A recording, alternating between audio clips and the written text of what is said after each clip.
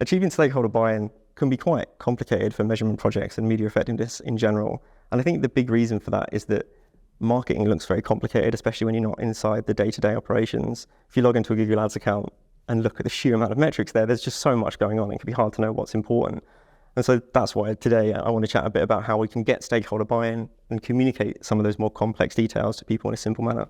How do we get other people involved in businesses to actually care about measurement and look past just attribution? Yeah, I think this is increasingly important, right? Because with the changing landscape, businesses need to think very differently about this stuff, and they might not know what they need to think differently about.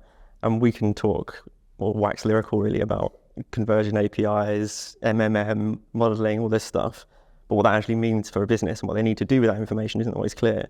So I think that marketers probably need to act as a bit of a conduit for that. Yeah, I completely agree. I think quite often we look at the metric that's in platform, and that's the thing that a lot of stakeholders actually want to look at. But with the changes in marketing, with I suppose the idea of the death of a cookie, with other quite salient things happening in 2024, we need to actually think about this slightly differently and go beyond just platform metrics and actually think about how we show more value out of our media and essentially the effectiveness of that media within the wider landscape. Hence why measurement's quite important. Yeah, absolutely. I mean, the platform metrics, they're not wrong in any way, obviously, but they just tell a very specific story, and I think it's easy to take them at face value, and that's not necessarily the best choice when you're looking at an overarching business or an overarching strategy.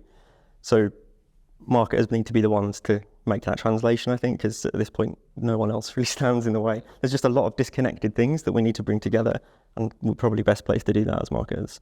What are the key factors we should really look for when we're looking at getting people bought into new ways of measuring media? Because it is quite new and it's quite daunting for a lot of people. We need to make it simple when we're communicating with stakeholders. The sheer amount of metrics that we look at day-to-day in marketing can be really overwhelming, and I think maybe that is sometimes misleading too, because there's just so much going on. You share all that information with somebody, they don't necessarily know what to do with it. We need to take a very simple idea, then link it up with the business KPIs. So whatever a business actually needs, we need to look at that ourselves, and then we need to make that translation from the marketing metrics to the business itself. So say we did an MMM, that can give a whole range of results. As marketers, we need to interpret those results, share them with the client, say, so because of all of this, we actually think you need to invest more in channel X and take some budget out of channel Y, because they're not necessarily going to get that if they just look at the MMM stats themselves. Not everyone can implement an MMM. It's quite an expensive test, and it takes a lot of data neatness and a lot of, I suppose, hygiene to be able to get to that point. So if we were going to speak to a client, say, that has a lower budget, what would we want to really hammer home to them that they could do to show their value from their media with a smaller scale? Incrementality testing is kind of the answer to the question in a lot of ways. You can do those on any budget. It's just a question of gearing up exactly the approach that you want to take.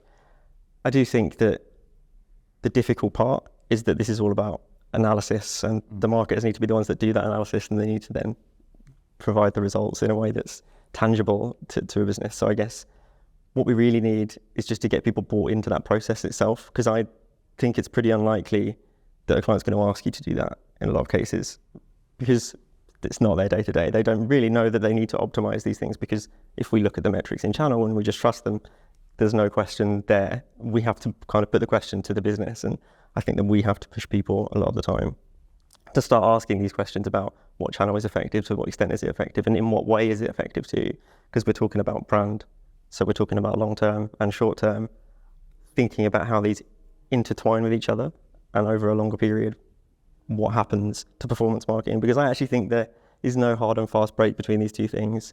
They're very much integrated, and it's very difficult to get a clear understanding of one or the other. I think we need to start looking more at the holistic model. With incrementality testing, it's a really good place to start for a lot of businesses, because it can show a lot of value very quickly, and it also leads them up to be able to potentially implement an MMM further down the line once people are actually bought in. I think the easiest way to look at this is probably bring it into takeaways. I think keeping it simple for stakeholders, they don't need to know the nuts and bolts or the intricacies of how these things work. And I think that really helps getting people bought in, because making the complex simple is quite a difficult thing, especially in marketing. Secondly, I think it's actually putting the right metrics in front of people, actually showing the value that can be provided if you use an MMM or incrementality test. And then outside of that as well, I think it's actually showing how this works in the wider marketing mix as well. But this isn't just we do it now and then we forget about it. It completely changes the way that we look at marketing in 2024 and onwards. Early adopters now are going to be massively ahead of the curve, and they're going to be able to get ahead up on competitors while doing it. I think that we always need to bring this back to revenue and all of the complexity that goes into media effectiveness. Even if you're just doing incrementality testing on a lower budget, it needs to come back to revenue, and it needs to just be clear and concise. Like, ultimately, we think if you do this change, you will get more revenue in the end, even if it's over a longer period of time.